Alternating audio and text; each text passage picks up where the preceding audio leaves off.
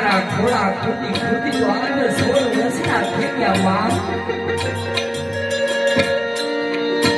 ત્યારે 16 વર્ષના થયા ને માં અરે બાપુ યાર સાસરાની પાલમાં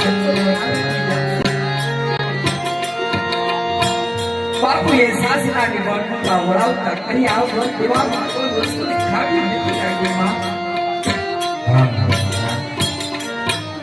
પણ ખાવી આજે વાતની નથી માં બોલો મારા ઘરા કે જ્યારે ચોરી મંડપની પાલપા મારા 4 મગન સુના દેવાના માં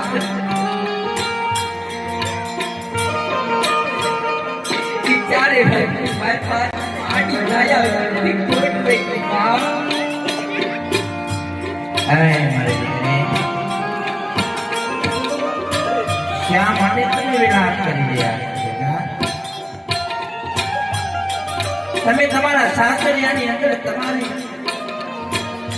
પિતાજીએ ભલામણ પણ કર્યા છે મારા દીકરા તમારા સાસરિયાની માણીમાં તમને કોઈ ખડવા વેણ નહીં બોલે મારા દીકરા કોઈ ખડવા વેણ નહીં અરે મારા દીકરા સગુણાબા તમે ભગવાન ભોળાનાથ ઉપર ભરોસો રાખો એ સૌ સારા વાળા કરશે મારા દીકરા સૌ સારા વાળા હા એક દી મારી દેરાણી ના માપે આવશે એકી મારી જેઠાણી ના માપે આવશે મારું માપે ક્યારે નહીં આવે ક્યારે નહીં આવે અરે મારી દીકરી વિધિના વિધાન મારા દીકરા તમે એક ભગવાન ભોળાનાથ પર ભરોસો રાખજો મારા દીકરા ભોળાનાથ ઉપર ભરોસો રાખજો એ બધું સારું વાનું કરશે મારા દીકરા બધું સારું વાનું કરશે બેટા હવે તમારા મનની અંદર જે કાંઈ વાત હોય ને મારા દીકરા તમે તમારા માતાજીને કેવો મારા દીકરા જે કાંઈ વાત હોય તો હું મારા દીકરા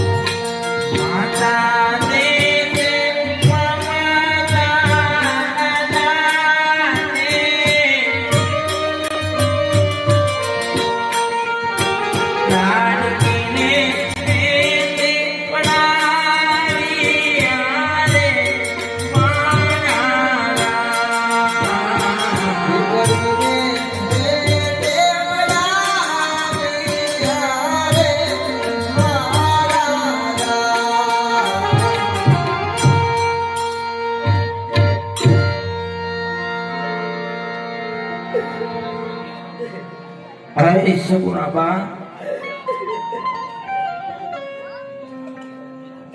શા માટે વિલાપ કરો છો દીકરા? શા માટે વિલાપ? બેટા, મેં કીધું ને દીકરા કે તમે ભગવાન ભોળાનાથ પર ભરોસો રાખજો, એ સૌ સારાવાના થશે. બેટા, તમે તો એક ડાયા દીકરી છો, તમે તો એક સમજુ દીકરી છો. બેટા, સમજુ ને નો સમજાવવાના હોય. દીકરી તો રાજાની હોય કે રંકની. બેટા, દીકરી તો એક પોતાના સાસરાની માળી પાઈ. લાભ ન કરો, સુખેથી ડાયા થઈ તમારા વેલણામાં બેસી અને તમારા સાસરે સીધાઓ મારા દીકરા, અને શેરી વેળાએ તમારા પિતાજીને મળી વાળો મારા દીકરા.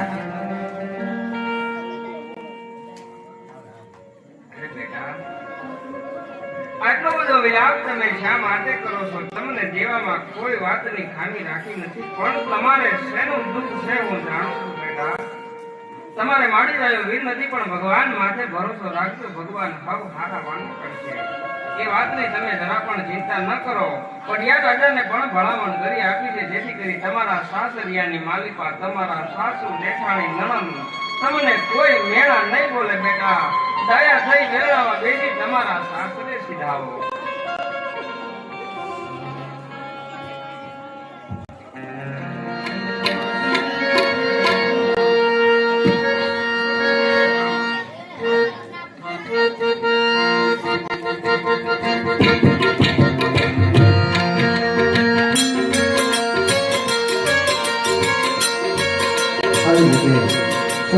ધીરે ધીરે એમાં વેળામાં જાય, સખી મંગળ ગીત ગાય તો કેવા